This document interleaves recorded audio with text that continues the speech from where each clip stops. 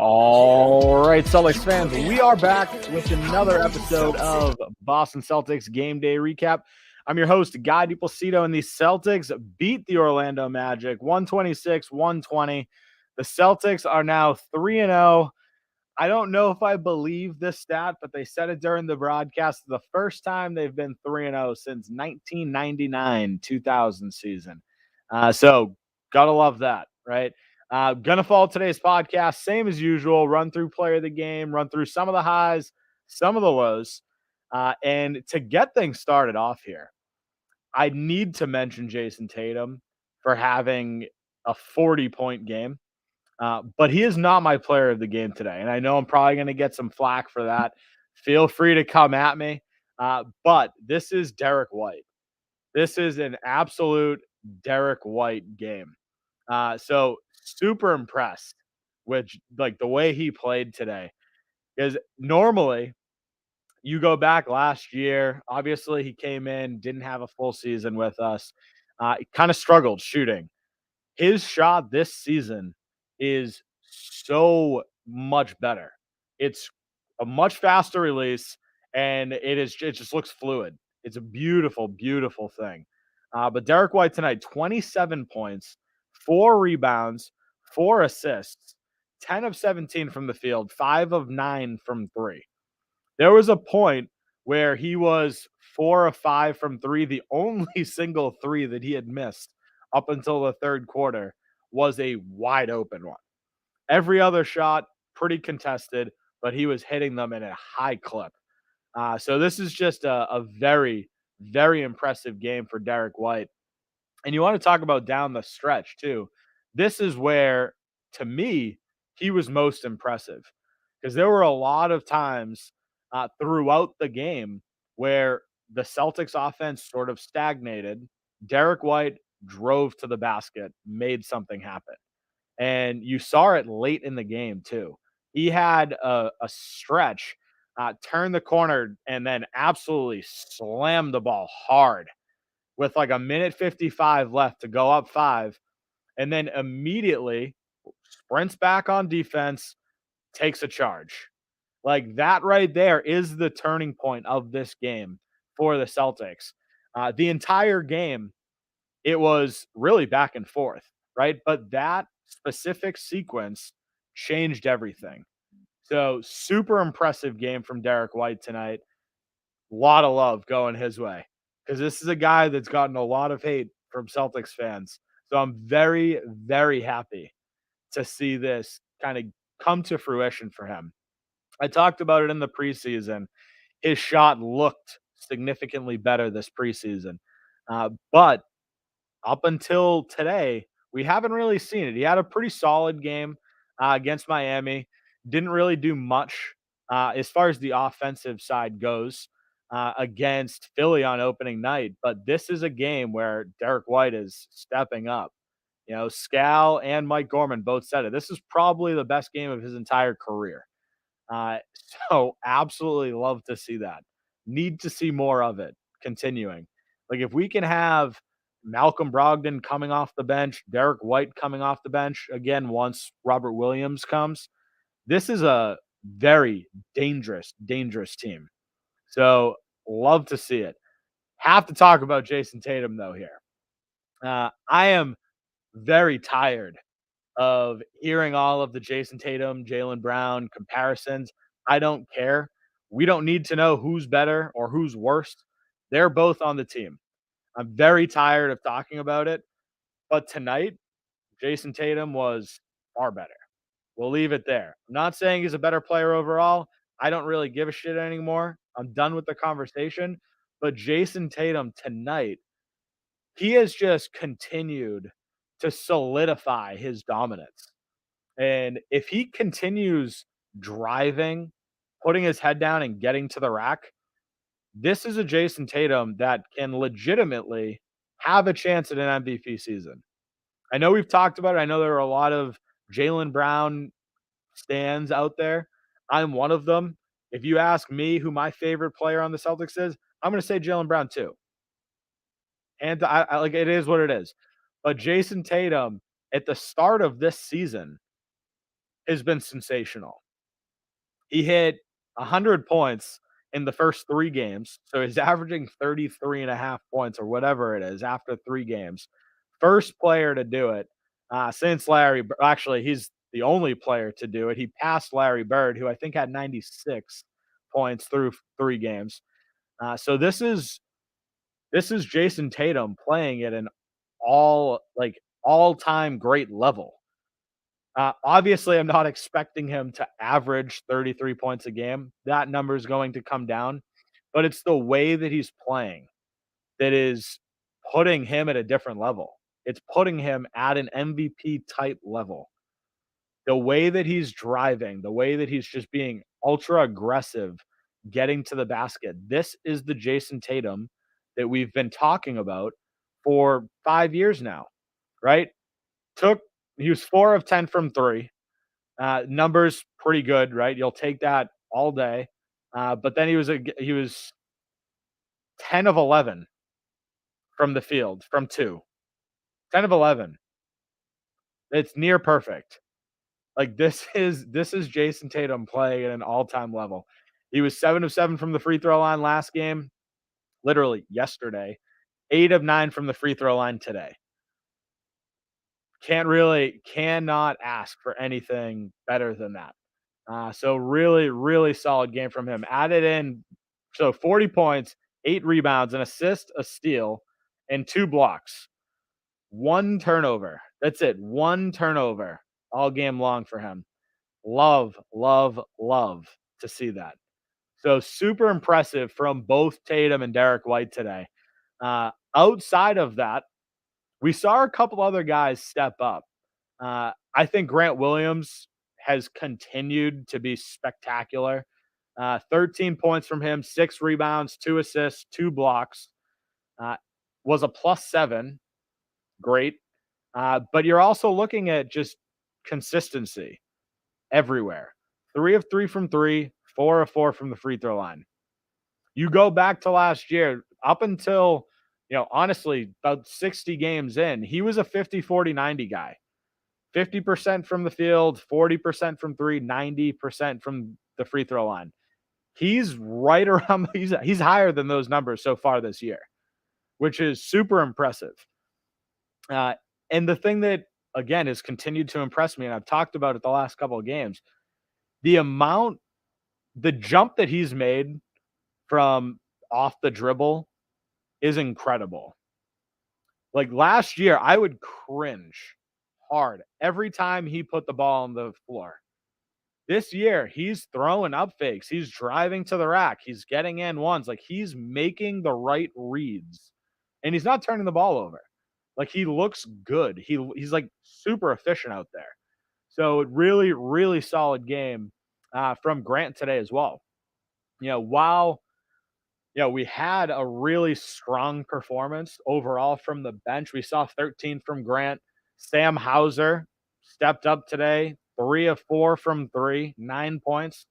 But we saw Malcolm Brogdon uh, sort of struggle again to see his shot fall. He was 4 of 10, 1 of 4 from 3. But again, he's making the right reads. I feel like I'm going to continue talking about this. Hopefully, not in the same breath where he's shooting 40% from the field, but he's making the right reads over and over and over.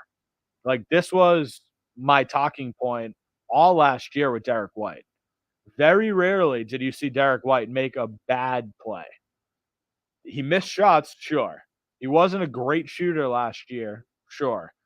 Malcolm Brogdon is making all of the same Derrick White type plays. He's driving hard to the rim. He's creating extra possessions. We saw another night where he got an offensive rebound. I know he had 3 last night against Miami. Like he is making those hustle plays that you would normally see in like a rookie that's trying to earn his time. Malcolm Brogdon's going out there and making those plays. And it's impressive to see. This was a fun game. I hate Terrence Ross. Well, actually, I genuinely love Terrence Ross, but he is just right at the top of the list with like Ish Smith as far as Celtics killers go.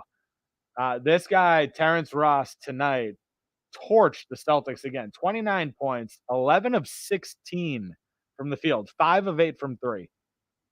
The guy, for whatever reason, if he played the Celtics every single game of his career, he would be a first ballot Hall of Famer. The guy is just unbelievable against the Celtics. Him and Ish Smith drives me nuts. But this is, again, one of the only players that just continuously tortures the Celtics. Don't like seeing it, but you got to give the guy some credit. But you look at the way the Celtics played today, as far as positives are concerned, you want to talk about efficiency on the offensive end. At halftime, we were shooting 52% from three, 14 of 27. Now, you look at the numbers at the end of the game, we were 19 of 47. So you can do the math there. We ended that second half shooting 5 of 20. So 25% from three. Brutal. Again, first half, though, looked real good. Real good. And again, first half, 17 assists on 23 field goals made. These are all incredible numbers. However, it did not last. It did not stay course throughout the remainder of the game. We had guys step up in huge spots. Obviously, the Derrick Whites, the Jayson Tatums. We saw Jaylen Brown have a good quarter, I guess. But really, most of the offense relied on those two guys. You don't like to see that, but we're able to pull off a win, right? Like this is another circumstance. I talked about it in yesterday's podcast. Like on days where Jaylen Brown is not on, or games where we're turning the ball over a lot, or losing the rebounding battle, we lost those games every single time last year, right? Jaylen Brown did not have a good game, but the Celtics pulled it off. Yes, it's not a good Orlando Magic team. They're 0-3 after today's loss. But this is a young team that is absolutely running the floor, sprinting the floor, chasing after every loose ball at all points. It's a tough out. They're not great, but they're certainly going to bust their ass trying to make it work. So this is another example of the Celtics pulling together a big win. And it's not perfect. And I'm going to talk about some of the negatives here. Before I dive into some of the negatives, though, I want to take a quick break for a word from our sponsors. This podcast is brought to you by Hopewell Hemp Farms. Hopewell Hemp Farms is your only source for the highest quality American-grown hemp products. If you're like me and love to be active, whether that's playing in an adult softball or basketball league, or your level of activity is limited to yard work, one thing is for certain. As you get older, joints start to hurt. Well, I turn to Hopewell Hemp Farms Body Butter to relax those joints and their amazing tinctures to help me fall asleep. Check them out at hopewellhempfarms.com today and stock your nightstand the only way I know how. Looking for an agent to help you buy or sell real estate? George Dimas at PD Properties is the agent for you. Sell now for a flat 3% commission on the sales price. PD Properties utilizes the most current marketing techniques and strive to put more money in your pocket. If you're looking to buy, call now and George will be with you every step of the way until you find a property you're able to call home. Serving the North Shore and beyond, call George Dimas with PD Properties today at 781-913-2290. That's 781-913-2290. NBA fans, the wait is over. Basketball is back, so tip off the season with DraftKings Sportsbook, an official sports betting partner of the NBA. New customers can make any $5 NBA moneyline bet and get $200 in free bets if your team wins. Check this out. In addition to the usual bets, everyone can boost their winnings up to 100% with DraftKings stepped-up same-game parlays. Go to the DraftKings Sportsbook app, opt in, and place a stepped-up same-game parlay today. With payouts bigger than ever, DraftKings Sportsbook is where I go to bet on the NBA. Whether it's betting on the Celtics versus Warriors, that NBA Finals rematch, DraftKings is your place to go. Download the DraftKings Sportsbook app now, use promo code TBPN, make any $5 bet this week, and get $200 in free bets if your team wins. Only at DraftKings Sportsbook with promo code TBPN. Minimum age and eligibility restrictions apply. See show notes for details. All right, so let's talk some negatives here. Before we do that, actually, I just want to shout out myself here for anyone that's actually going to watch the video of the podcast. Again, you can find it on Twitter, Facebook, YouTube. Uh, I actually got the ads right this time. Got the video. We saw the stills. Great. Love to see it. Now, as far as the negatives go for today's game, you kind of have to look at the points, right? 120 points, the Orlando Magic. I talked about it before the break here. This is a team that is absolutely running and gunning the entire time. That's not really an excuse. You look at the Celtics last year, best defense in the NBA. This is not the same defense. And obviously we're missing Rob Williams. It's not the same defense partially because he's not here to actually play defense with us. But this is not a great team, right? This is not a team we should be giving up 120 to uh, at any point, regardless of it being the second night of a back to back with no Al Horford and relying on Noah Vonleh as a starting center, right? I'll give Vonleh some credit. Thought he had a okay game, played pretty well. It's tough when you're playing down without Robert Williams, without Al Horford. But the fact of the matter is, it's still the Orlando Magic. You should not be giving up 120 points to them. I'll say this game started off lazy. We were down 9-4 early. We were 2 of 10 from threes in the third quarter, uh, 2 of 5 of 20 from three in the entire second half, which is brutal. But on top of that, like the Orlando Magic shot 44% from three today. Going back to last year, like on top of being the number one defense, we were the number one defense against 3-point percentage as well. And we just let that happen to the Magic, right? Like something isn't clicking. And again, I know Robert Williams isn't there. I know Al Horford's not there. I know that changes things. But our perimeter defenders are still there, right? Like there's no excuse to be letting a lot of these guys on this Magic team get anywhere near the numbers that they put up today. Like you look, you've got Terrence Ross 5 of 8, Okeke 2 for 2, Mo Bamba 1 of 3, Wagner 2 of 6, like Cole Anthony 2 of 5. Everybody on their team pretty much hit threes at a pretty good clip. Like that's unacceptable. It's unacceptable for the Celtics team. Uh, Again, they pulled off the win. You know, hands together, clap for them. 3-0, love to see it. But there are things to improve on.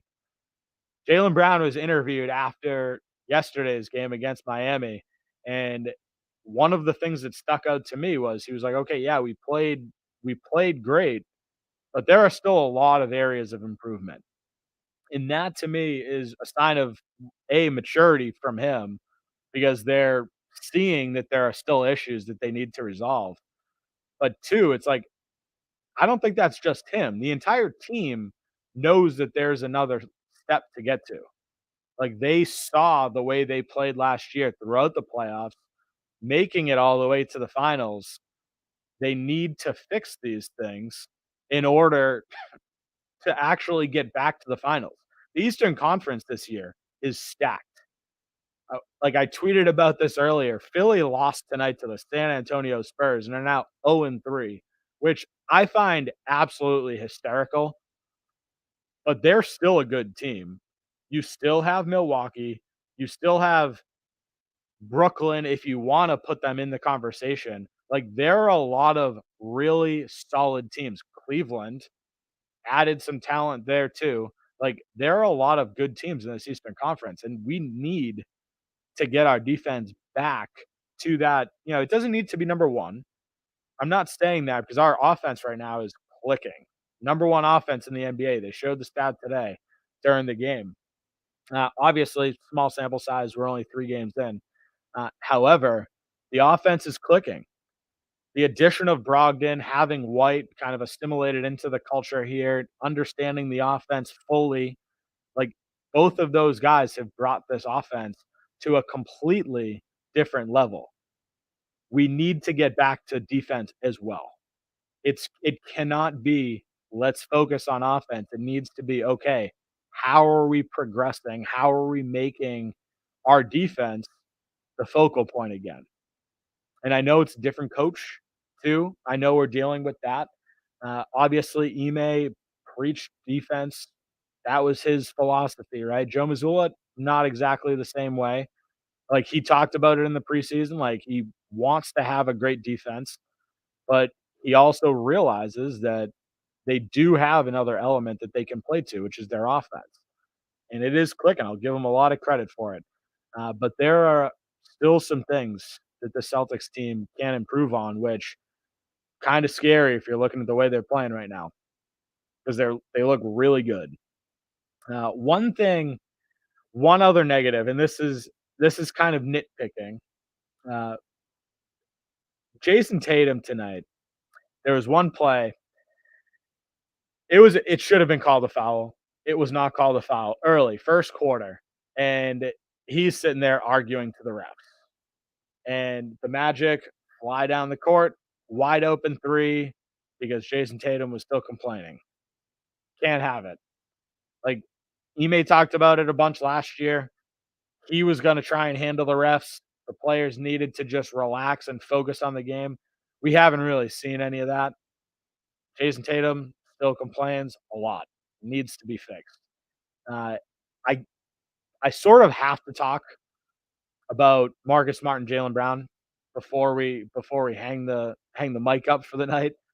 Jaylen Brown was 4 of 16 from the field, 1 of 6 from three. Really struggled tonight. Was not his game. Marcus Smart, 2 of 11, 1 of 9 from three. I First off, I love Marcus Smart. They showed the stat earlier. Out of like 120 possessions against like PJ Tucker, Jimmy Butler, Tyler Hero, like actually I don't think Joel Embiid was on that list. Tobias Harris, like James Harden. Out of 125 possessions, he gave up 11 points. Marcus Smart is a fantastic defender. Like defensive player of the year for a reason. Looks like it's possible to repeat at this point because he's continuing to do it this year. However, offensively tonight, brutal, brutal. He ended the night, also had 2 turnovers, which actually is a lot less than I thought. He had a couple of just horrible passes that ended up kicking off, the Magic's legs, whatever. Derrick White caught 2 of them, but they were terrible passes. So these are all little things that need to be fixed as well. Marcus Smart is at his best when he's running the offense, focusing on defense, not really throwing up a lot of shots, especially with the group that we have this year. We don't need him shooting. And I totally understand you need to be a threat. He doesn't really need to be that big of a threat. I like the games where he's right around, even go back to Miami, 7 shots. Keep it around there. It's a fine number. It's a fine number. Either way, this is a big win. 126-120 to the Orlando Magic. Celtics are 3-0. Love to see it. That's where we're going to hang things up for today. If you haven't done so already, make sure to follow me on Twitter at NBA Celtics Guy. Make sure to follow our Facebook page, Boston Celtics Till I Die. Make sure to follow the YouTube page, Boston Celtics Till I Die as well, to channel. Subscribe, check the notifications. All of the live streams will pop up directly. And more importantly, make sure to rate and review the podcast. 5-star written review. The more you review, the more you 5-star, the more people actually get to see the podcast when they start searching for Celtics stuff. So appreciate it. Have a great night, Celtics fans. We will talk soon. Green and white and green. Who are we, the Celtics? Who are we, the Celtics? Who are we, the Celtics? Yeah, you couldn't help it. I know you felt it. Green and white and green.